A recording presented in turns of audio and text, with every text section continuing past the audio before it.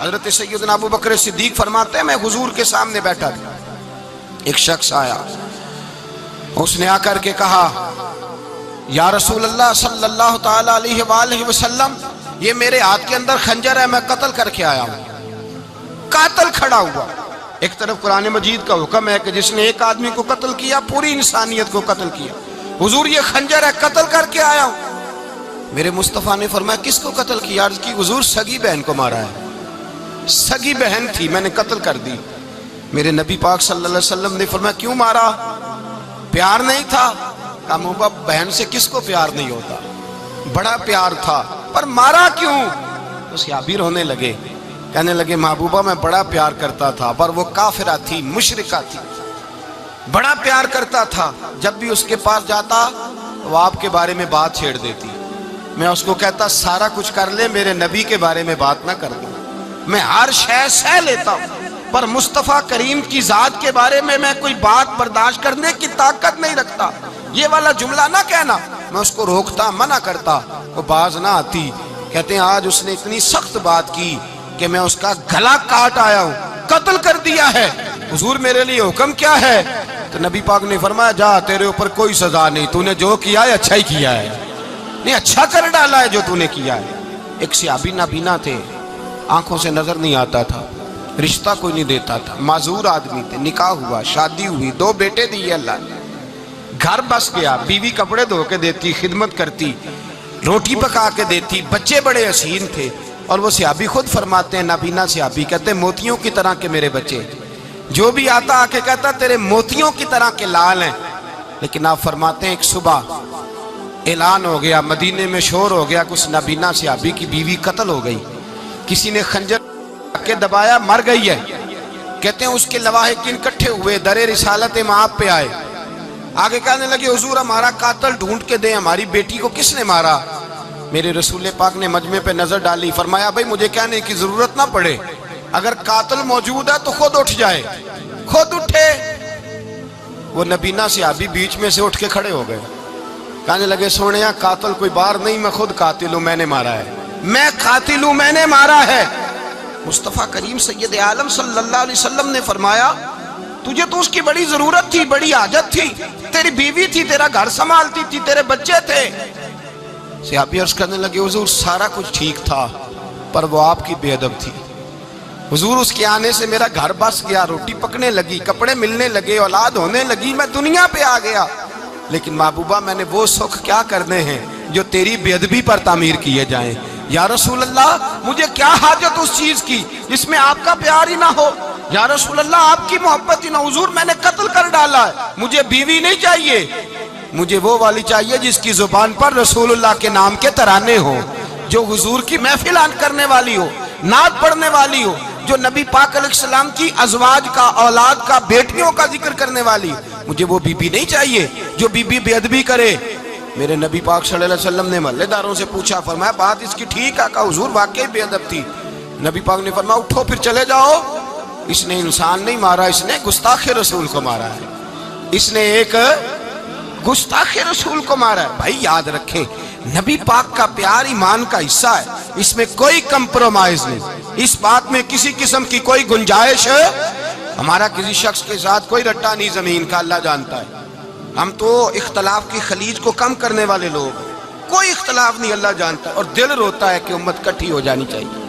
رمضان المبارک ہے، جمعے کا دن ہے، منبر پہ بیٹھا ہوں، دل روتا ہے کہ امت مسلمہ کٹھی ہونی چاہیے، لیکن میں اس شخص کے پاس جا کے کیسے بیٹھوں جو کہتا ہے کہ نبی معاذ اللہ مر کے مٹی میں مل گئے، جو یہ لفظ کہتا ہے کہ محمد کو کیا پتا دیوار کے پیچھے کیا ہے، جو یہ لفظ کہتا ہے کہ گائے بیل اور گدھے کا خیال آ جائے تو نماز نہیں ٹوٹتی، رسول اللہ کا خیال آ جائے تو ٹوٹ جاتی ہے۔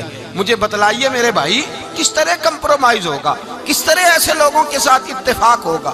رسول اللہ کی محبت دین کا حصہ ہے، اور یاد رکھ رہے ہیں اللہ جانتا ہے کسی کے ساتھ ہمارا کوئی جھگڑا نہیں، نہ نیاز کا، نہ فاتحہ کا، نہ ختم کا، نہ درود کا، اس کا دل کرے دلائے، جس کا دل کرے نہ دلائے، مستحب ہے۔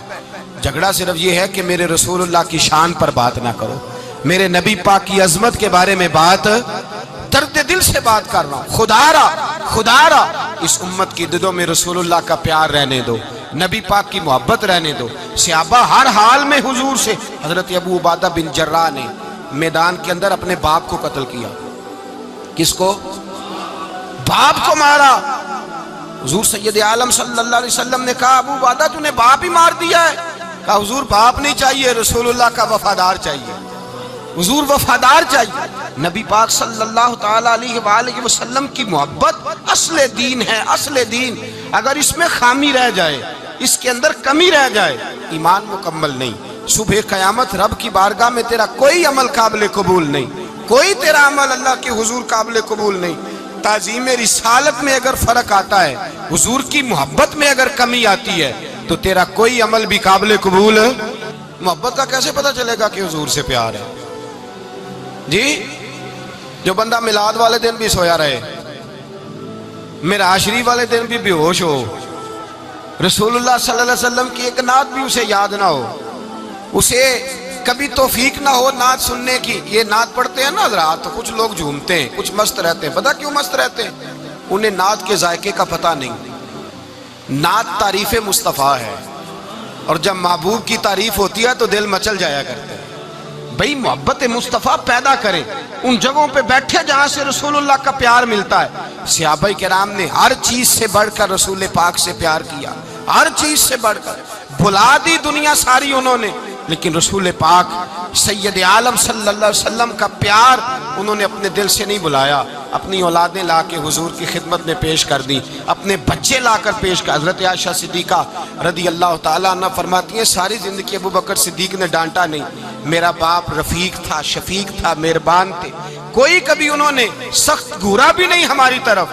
لیکن کہتی ہے ایک دن میں حضور کے ساتھ گفتگو کر رہی تھی، بچی تھی، میری آواز ذرا بلند ہوئی تو کہتے ہیں جناب ابو بکر صدیق رضی اللہ تعالیٰ عنہ باہر سے دوڑے آئے، اندر آئے اور حضرت ابو بکر نے تھپڑ اٹھایا، میرے منہ پہ مارنے لگے. حضور آگے بڑھے، بچایا. میں نے کہا ابا جی آپ نے تو گھورا بھی کبھی نہیں، یہ کیا ہوا؟ حضرت جناب عائشہ صدیقہ کہتے ہیں ابو بکر صدیق رو پڑے، کہنے لگے عائشہ میرے اوپر سے پہاڑ بھی گزر جائیں تو مجھے تکلیف نہیں ہوتی، اور میرے مصطفیٰ کے سامنے کوئی اونچا بولے بھی تو میرا دل ٹوٹ جاتا ہے. خبردار. حضور سید عالم حضرت عمر کا زمانہ تھا، کچھ لوگ آئے کہیں اور کے رہنے والے، مسجد نبی میں اونچی آواز میں بولنے لگے، اونچی آواز میں باتیں کرنے لگے. حضرت عمر نے بلایا، فرمایا ادھر آؤ. کون ہو، کہاں سے آئے ہو؟ کہنے لگے کوئی شام کا ہے، کوئی کسی ملک کا ہے. آپ فرمانے لگے تمہیں پتہ نہیں یہ روضہ رسول ہے؟ تمہیں پتہ نہیں یہ حضور کی مسجد ہے؟ لا ترفعوا اصواتکم فوق صوت النبی. تمہیں خبر نہیں تم کہاں آئے ہو؟ فرمایا اگر تم مدینے کے رہنے والے ہوتے میں تمہیں دروں سے مارتا، تمہیں سزا دیتا. تمہیں ادب رسول کا نہیں پتا، تمہیں رسول اللہ صلی اللہ علیہ وسلم کے طریقے کا نہیں پتا.